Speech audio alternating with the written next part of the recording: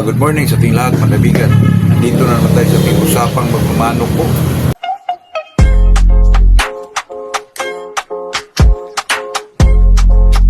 Ako mga kaibigan napakasaya ko po sa araw na ito mga kaibigan kasi po yung pinsan kong kaibigan ay binigyan tayo ng manok po. Ako naman po ay hindi naman tayo naghingi pero ako malaking pasalamat pa rin kasi yung pinsan ko po na buo, insan kong buo po, first cousin po ay talagang hindi tayo nakalimutan mga kaibigan kasi itong pinsan kong to ay talagang ko po, napaka-close ko to itong pinsan na to po, si Alden Castaneda po mga kaibigan. Ito po ay trainer ni Yulo mga kaibigan, yung nanalo sa yung naka-gold medalist po mga kaibigan.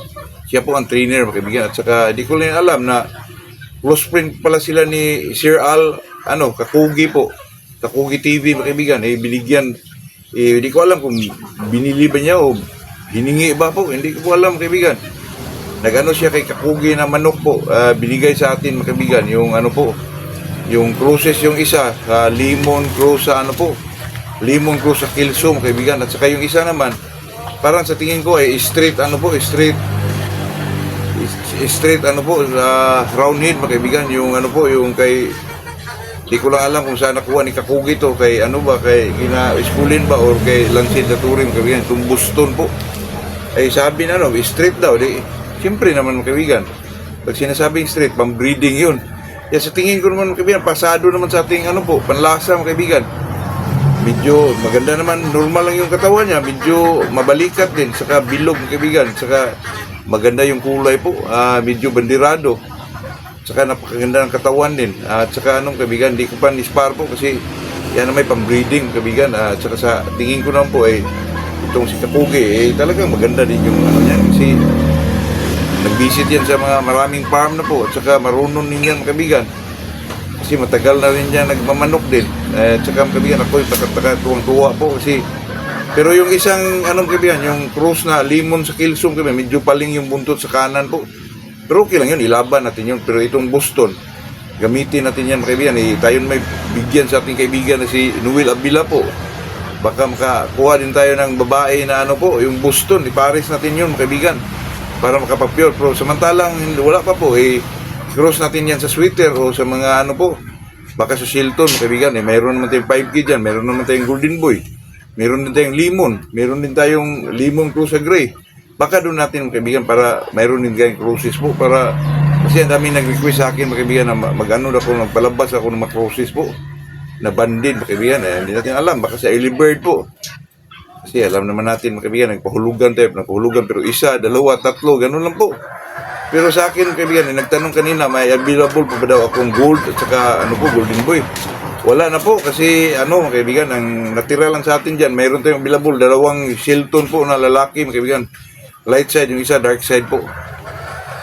Mga babae meron din pero na rin, meron na rin hindi pa na-release natin kasi medyo kulang pa sa pormahan, baka sa October o November ba mga kaibigan yung isa po. At saka yung sino ba yun yung Tagaliti pa rin mga kaibigan, meron pa rin, baka maipaship natin yung next week po. Shilton pa rin yun mga kaibigan. Ito namang naibigay sa atin itong lemon sa lemon sa Kilsong kaibigan. Pwede naman natin ilaban yan po. Saka itong Boston, magandang pumahan kaibigan. Talagang maganda po.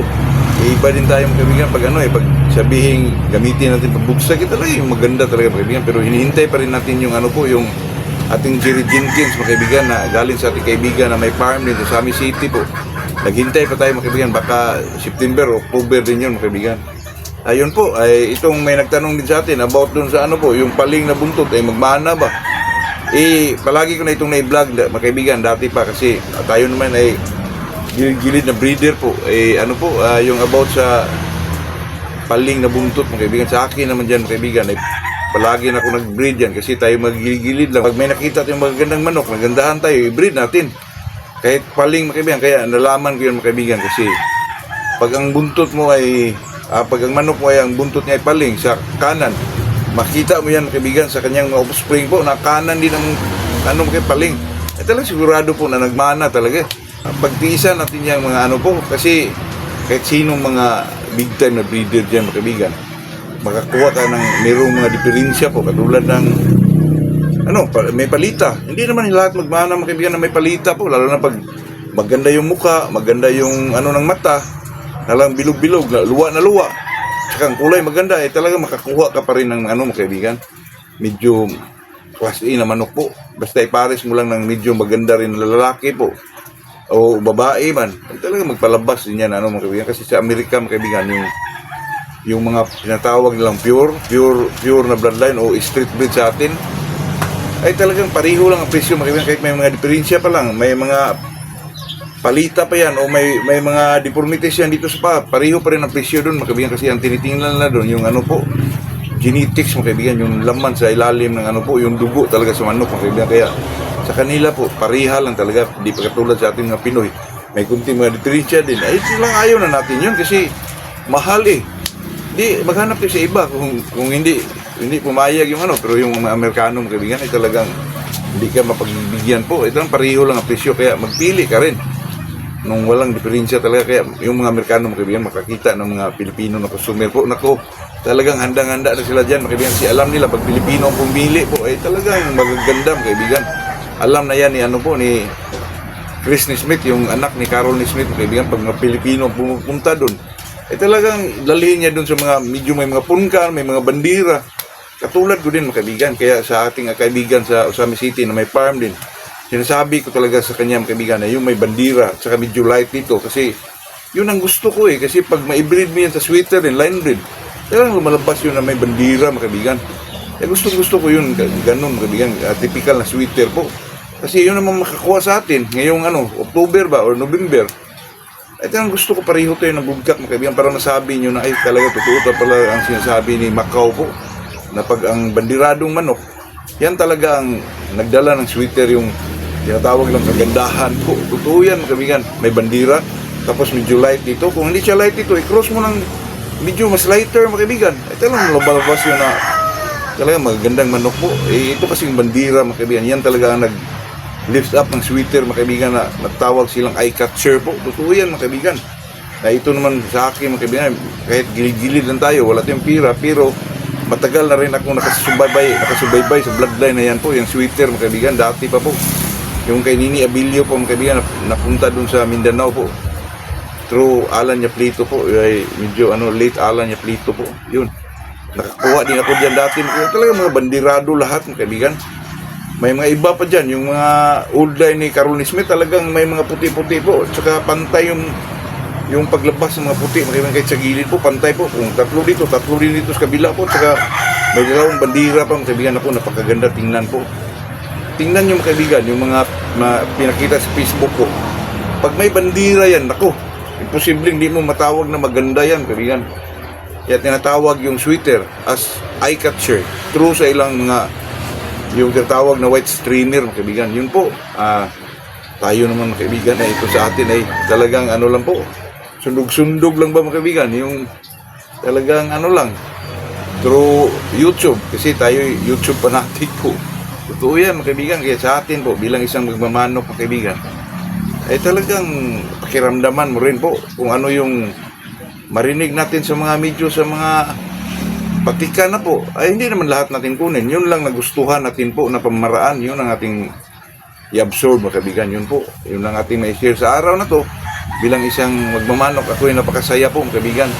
Yung nakuha natin ni Kakugi ay pailiguan natin ngayon mga kaibigan, para napakaganda yung buston mga kaibigan. Napakaganda po, parang ang kulay po mga kaibigan, parang sweater din, baka iskulin yan mga kaibigan. At saka may bandira mga kaibigan.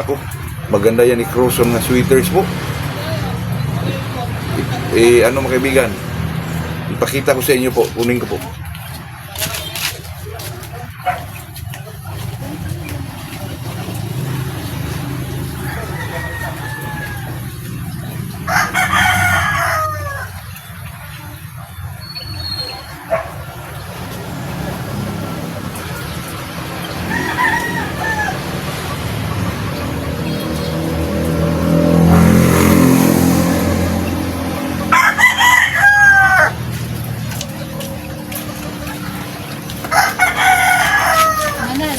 Ito po, mga kaibigan, tingnan nyo po.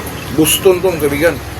kaalam naman natin na si Sir Al Kakugi po ay talagang ano yan, talagang napaka-mitikuloso din yan, mga kaibigan. Tingnan niyo po, ang ganda po. Ito po, mga kaibigan. Kakugi. Yan po.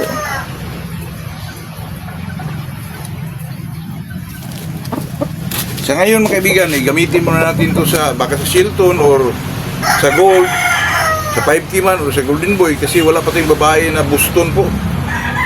Baka sa future, mga kaibigan, magkaroon tayo, ano natin to, ipapuro natin, mga kaibigan. Napakagandang manok po, tingnan niyo po.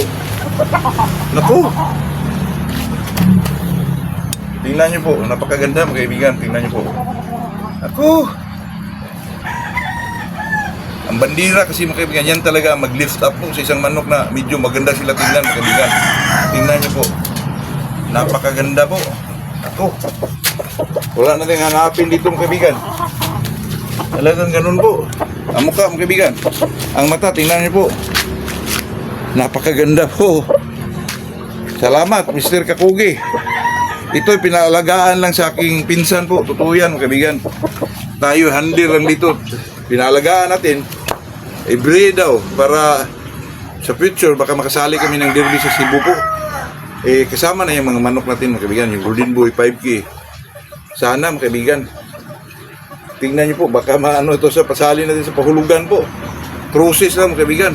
Boston Cross sa 5K, Cross sa Golden Boy, sa Gold, ganun. Ito po, sa early bird na siguro, mga kaibigan. Napakaganda po. Saka yung isa, limon sa kilso. Yun ang tinatawag kong kaibigan na medyo may paling sa buntot po. Yun lang ating may share sa araw na to. Bilang isang tunay na magmamanok po. Good morning sa ating lahat po.